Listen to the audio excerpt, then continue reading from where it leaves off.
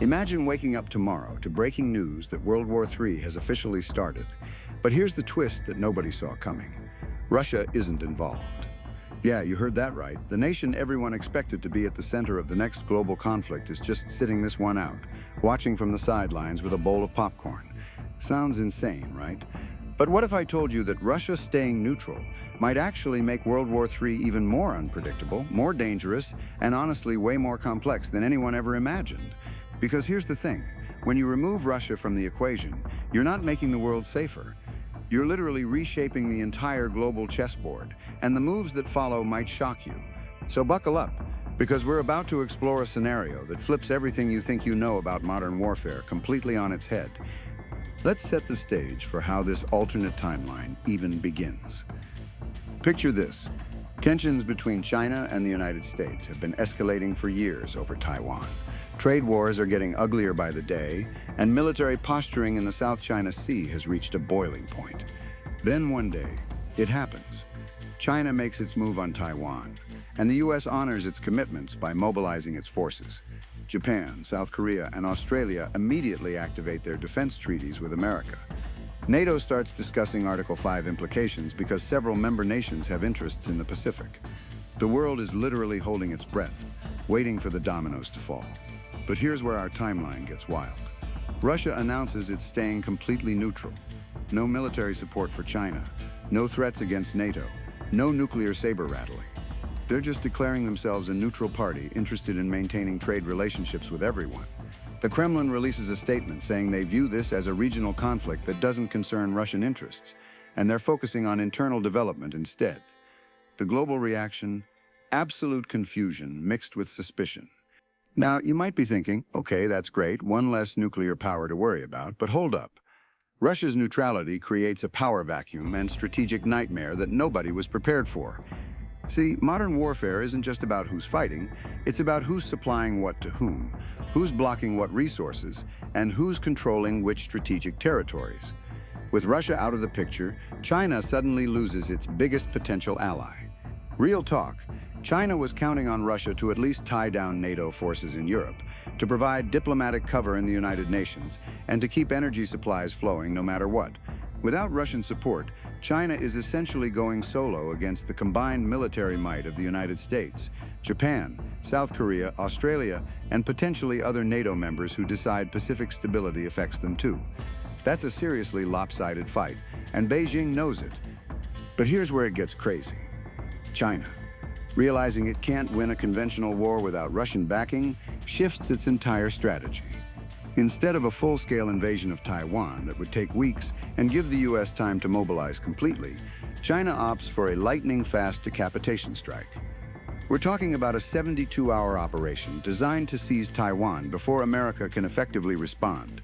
The People's Liberation Army launches simultaneous missile strikes on Taiwanese air defenses, deploys special forces to capture key government buildings in Taipei, and floods the strait with amphibious assault ships protected by their Navy's best destroyers and submarines. It's intense, it's brutal, and it's designed to present the world with a fait accompli before anyone can organize a proper response. The US 7th Fleet, stationed in Japan, starts moving immediately, but they're facing a dilemma. Do they engage Chinese forces directly and risk escalating to a full shooting war, or do they impose a naval blockade and try to strangle China economically? Here's the thing, though. Without Russia in the mix, NATO countries in Europe aren't freaking out about their eastern border. Germany, France, and the UK can actually consider deploying naval assets to the Pacific without worrying about leaving Europe vulnerable. So you've got this unprecedented situation where British aircraft carriers, French nuclear submarines, and German support ships are sailing toward the Indo-Pacific to support the American-led coalition. This is literally the first time since World War II that you'd see this level of European military power projecting into Asian waters. China's military planners definitely didn't game out this scenario, because conventionally, Russia would be creating enough tension in Europe to keep NATO focused on two fronts. But in our timeline, Europe is free to go all in on the Pacific theater. Now let's talk about the nuclear elephant in the room. China has roughly 350 nuclear warheads compared to America's 5,000 plus. In any nuclear exchange, China loses catastrophically. They know this. But here's what makes this scenario terrifying. Without Russia's massive nuclear arsenal serving as a deterrent against the West, China might feel backed into a corner where limited nuclear use becomes their only card to play. Imagine Chinese leadership calculating that a tactical nuclear strike on a U.S. carrier group might be the shock needed to force America to the negotiating table before China gets completely demolished conventionally. I'm not saying they definitely do it, but the calculus changes dramatically when Russia isn't there as a nuclear backstop. And if China does use a tactical nuke, even a small one, the U.S. has to respond. Do they respond in kind? Do they go for regime change in Beijing? Does this spiral into full strategic nuclear exchange? These are literally the questions that would be getting debated in the Situation Room in real time, and there are no good answers. Let's shift gears and talk about what's happening economically. While missiles are flying over the Pacific, Russia staying neutral means they're still selling oil and natural gas to everyone. Europe is actually breathing a sigh of relief because their energy supplies aren't threatened. But China's economy is getting absolutely wrecked. The U.S. immediately implements a total naval blockade of Chinese ports. No oil tankers from the Middle East are getting through. No container ships with exports are leaving. China imports roughly 70% of its oil, and suddenly that's cut off. Within weeks, Chinese factories start shutting down. Gas stations run dry. The Chinese economy, which is the world's second largest, basically grinds to a halt. And because China is so integrated into global supply chains, the ripple effects are insane. Companies worldwide that depend on Chinese manufacturing are scrambling. Apple can't make iPhones. Tesla can't get batteries. Walmart shelves start looking empty because so much retail inventory comes from China. But here's the flip side that nobody talks about. Russia is making bank in this scenario. With China cut off from Middle Eastern oil, where do you think they're desperately trying to buy energy from? Their neutral neighbor to the north. Russia becomes China's lifeline, selling oil and gas at absolutely premium prices because Beijing has no other options. Putin's basically sitting there watching his economy boom while everyone else is suffering. Russian oil that was selling for $70 a barrel is suddenly going for $120 to China, because what else are they going to do? And because Russia is neutral, the U.S. can't really stop this trade without attacking Russian tankers or pipelines, which would bring Russia into the war. So America has to just watch as Russia bankrolls China's war effort through energy sales while technically remaining neutral. It's infuriating from a U.S. perspective, but also low-key brilliant from a Russian strategic standpoint. Now let's talk about what's happening on the ground in Taiwan during all this chaos. The initial Chinese assault captures about 40% of the island in the first week.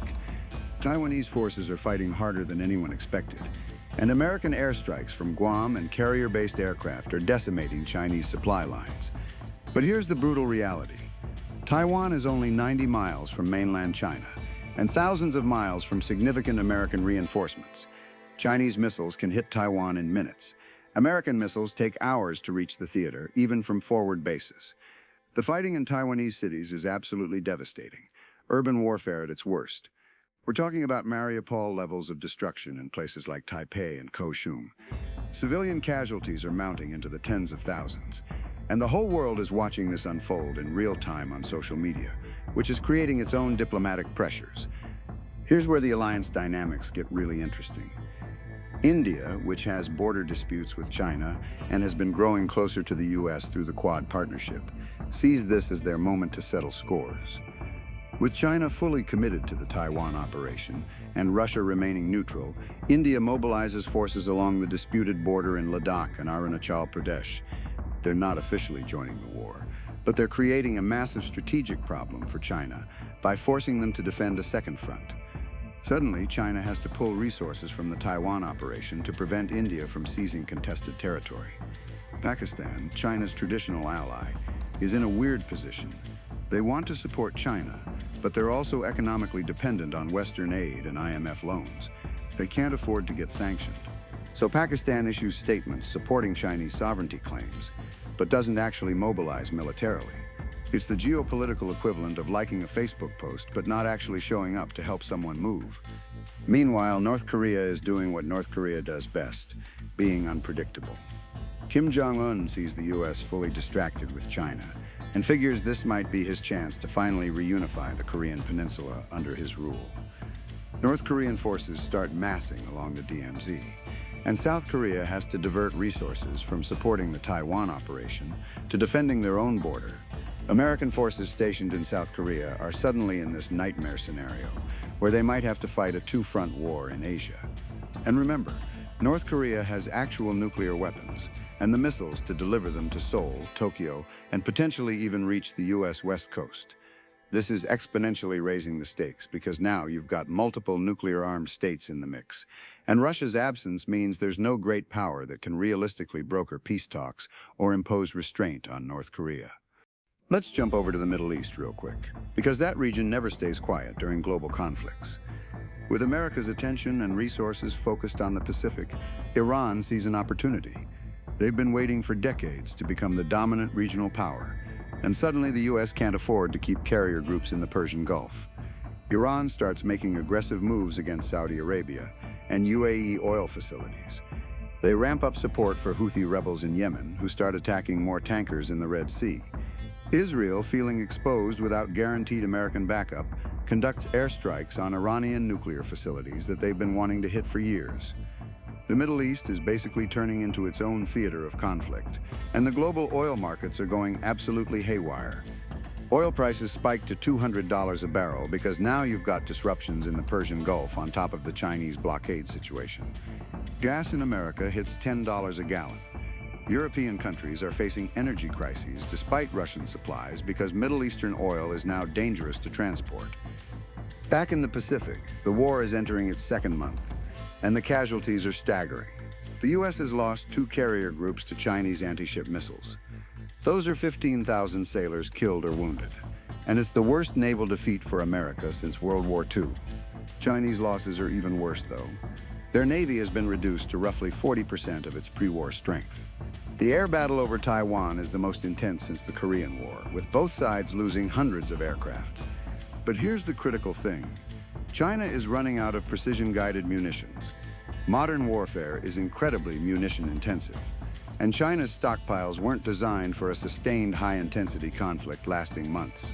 They're starting to use dumb bombs and unguided rockets, which means civilian casualties in Taiwan are skyrocketing. The international community is screaming for a ceasefire, but neither side can afford to back down now. China's invested too much to withdraw without something to show for it.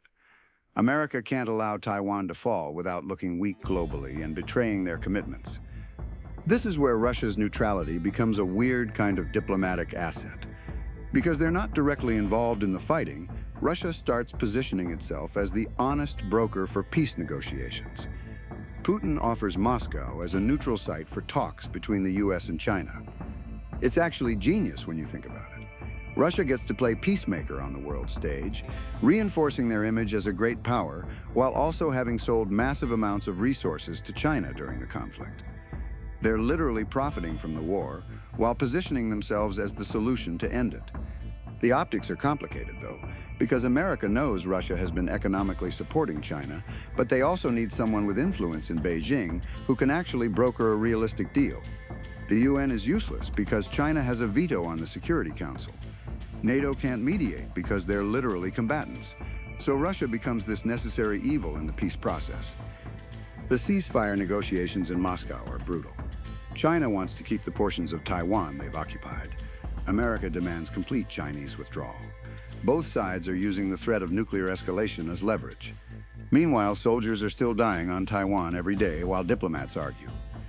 The breakthrough comes when Russia proposes a demilitarized zone solution similar to Korea, but it's temporary pending a UN-supervised referendum in Taiwan about its future status.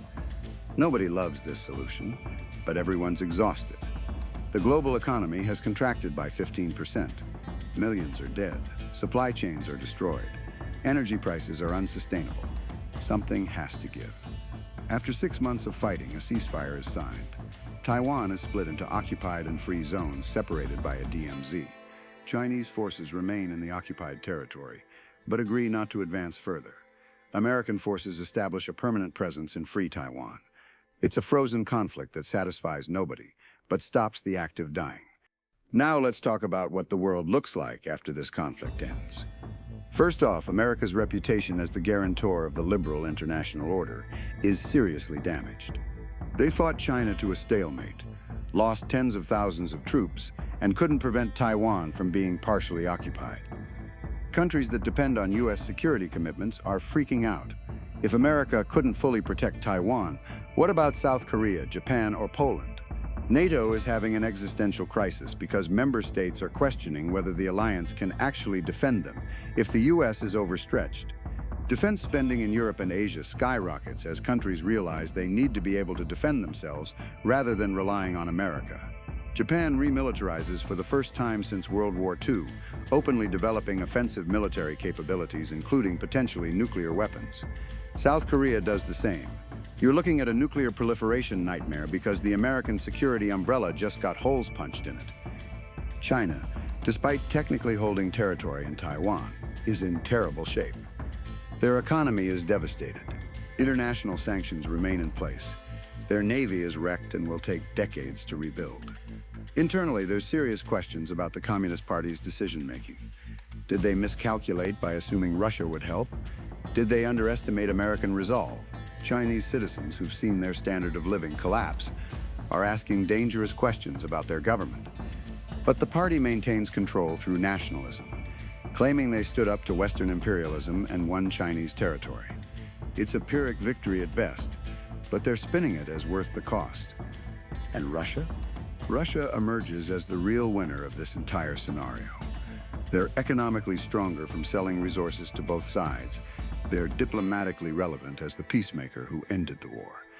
They've watched their two main rivals, China and America, exhaust themselves fighting each other. The European Union, which was united against Russia before the war, is now fractured because member states are arguing about whether they should have gotten involved in a Pacific conflict at all. Russia hasn't fired a shot, but has improved its strategic position dramatically. Putin's playing 4D chess while everyone else was playing checkers. The global balance of power has shifted in ways that benefit Moscow, despite them not participating in the actual fighting. For regular people around the world, life after this war is fundamentally different. The global economy that enabled cheap consumer goods and easy travel is broken. You're paying 3 times as much for electronics because Chinese manufacturing is offline. International shipping is expensive and dangerous. Countries are hoarding resources and prioritizing self-sufficiency over efficiency. It's a more nationalistic, more militarized, more fragmented world.